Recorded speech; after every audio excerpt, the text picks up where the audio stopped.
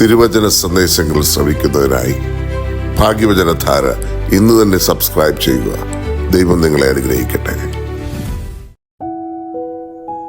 ത്രിയേക ദൈവത്തിന് സ്തുതി. ഭാഗ്യവചനധാരയിലേക്ക് ഏവർക്കും സ്വാഗതം. നൂറ്റാണ്ടുകൾക്ക് മുൻപ് യെശയ്യാ പ്രവാചകൻ യേശുവിന്റെ ജനനത്തെക്കുറിച്ച് നടത്തിയ പ്രവചനമാണ് കന്യക ഗർഭിണിയായി ഒരു മകനെ പ്രസവിക്കും, അവനെ ദൈവം നമ്മോടുകൂടെ എന്നർത്ഥമുള്ള ഇമ്മാനുവേൽ എന്ന് പേർ വിളിക്കും എന്നത്. യെശയ്യാ പ്രവചനം 7:14 നാം വായിക്കുന്നു. ഗബ്രിയേൽ മാലാഖ കന്യക മറിയാമിനോട് യേശുവിന്റെ ജനനവാർത്ത അറിയിക്കുമ്പോൾ ഈ പ്രവചനം പൂർത്തിയായതായി വിശുദ്ധ മത്തായിയുടെ സുവിശേഷം 1:23 വിശുദ്ധ മത്തായിയും അനുസ്മരിക്കുന്നു.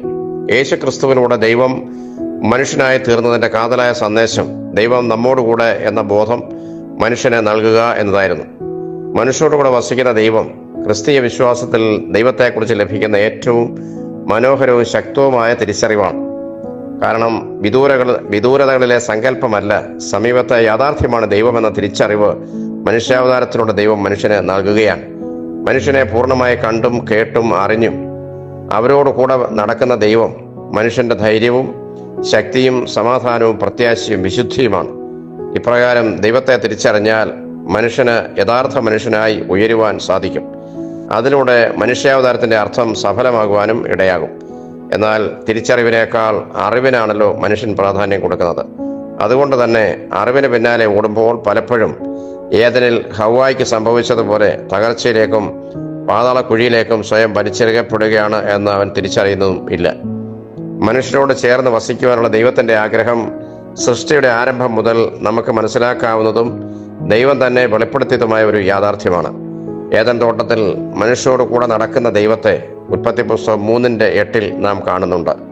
മനുഷ്യരുടെ മധ്യത്തിൽ വസിക്കുവാൻ കൂടാരം ഉണ്ടാക്കുവാൻ ആവശ്യപ്പെട്ട ദൈവത്തെ പുറപ്പാട് പുസ്തകം 25:8 മനുഷ്യന്റെ ഉള്ളിലെ കൂടാരത്തിൽ അവനോടൊപ്പം വസിക്കുന്ന ദൈവത്തെ 1 കൊരിന്ത്യർ 3:16 കാലാവസാനത്തിൽ മനുഷ്യരോടുകൂടെ കൂടാരം കെട്ടി വസിക്കുമെന്ന് വെളിപ്പെടുത്തിയ ദൈവത്തെ വെളിപാട് പുസ്തകം 21:3 നാം കാണുന്നു.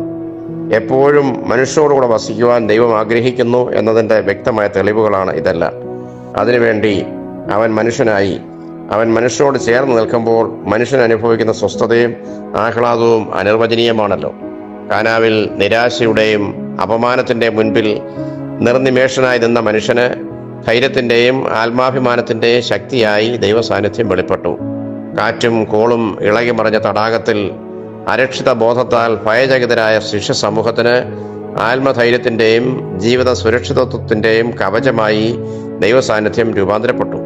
വിശന്നു വലഞ്ഞവർക്ക് ആഹാരമായും രോഗികൾക്ക് സൗഖ്യമായും അവഹേളിതർക്കും പുറന്തള്ളപ്പെട്ടവർക്കും വിശ്വസ്തമായി ആശ്രയിക്കാവുന്ന സ്നേഹിതനായും അവൻ കാണപ്പെട്ടു. ലാസറിൻ്റെയും യായിറോസിന്റെ മകളുടെയും വിധവയുടെ മകന്റെയും മൃതശരീരങ്ങൾക്ക് മുൻപിൽ ദൈവസാന്നിധ്യം സാക്ഷാൽ ജീവന്റെ ഉറവിടമായി മാറി. കൂടെ ചേർന്ന് നിൽക്കുന്നവനായ ദൈവം മനുഷ്യന്റെ തെറ്റായ അവബോധങ്ങളിൽ ശക്തമായ തിരുത്തൽ വരുത്തി. കപടതയുടെ മുഖംമൂടികൾ വലിച്ചെറിയുവാൻ അവൻ കരുത്ത് പകർന്നു. പഴയ നിയമങ്ങൾക്ക് പുതിയ വ്യാഖ്യാനം നൽകി. മതങ്ങളുടെ പഴകി ദ്രവിച്ച ആചാരാനുഷ്ഠാനങ്ങൾക്ക് അവൻ പുതിയ രൂപവും ഭാവവും മാനവും നൽകി. നിയമങ്ങളല്ല, മനുഷ്യനാണ് വലുത് എന്ന് അവൻ മനുഷ്യനെ മനസ്സിലാക്കിച്ചു. ശുശ്രൂഷകൾ സ്വീകരിക്കുന്നതിനേക്കാൾ മറ്റുള്ളവരെ ശുശ്രൂഷിക്കുന്നതാണ് ശുശ്രൂഷയുടെ യഥാർത്ഥ അർത്ഥം എന്നവൻ മനുഷ്യനെ പഠിപ്പിച്ചു. കഷ്ടതകൾ തേജസ്കരണത്തിലേക്കുള്ള പാതയാണെന്ന് കാണിച്ചു തരികയും അവയെ തിരസ്കരിക്കാതെ ഏറ്റെടുക്കുവാൻ ധൈര്യം നൽകുകയും ചെയ്തു. അതിലില്ലാത്ത ക്ഷമയും വിദ്വേഷരഹിതമായ അനുരഞ്ജനവും നീതിക്ക് വേണ്ടി ഏൽക്കേണ്ടി വരുന്ന അപമാനങ്ങളും മാറ്റിവെക്കാനാവാത്ത ജീവിത മൂല്യങ്ങളാണ് എന്നവൻ മനുഷ്യന് കാണിച്ചു കൊടുത്തു. ദൈവത്തോടുകൂടെ സഞ്ചരിക്കുമ്പോൾ മനുഷ്യൻ ദൈവരാജ്യത്തിലാണ് എന്ന് മനുഷ്യനെ ദൈവം ബോധ്യപ്പെടുത്തി. ദൈവം നമ്മോടുകൂടെ എന്ന് ആശംസിക്കുമ്പോൾ ഈ തിരിച്ചറിവുകളെല്ലാം നമ്മുടെ കണ്ണ് തുറപ്പിക്കേണ്ടിയിരിക്കുന്നു. എത്ര ആഹ്ലാദകരവും സ്വസ്ഥതാ നിർഭരവും സമാധാനപൂർണവുമാണ് അവനോട് കൂടെയുള്ള ജീവിതം, അവനോട് കൂടെയുള്ള സഞ്ചാരം. ഇത് നാം ഓരോരുത്തരും മനസ്സിലാക്കിയിരിക്കണം.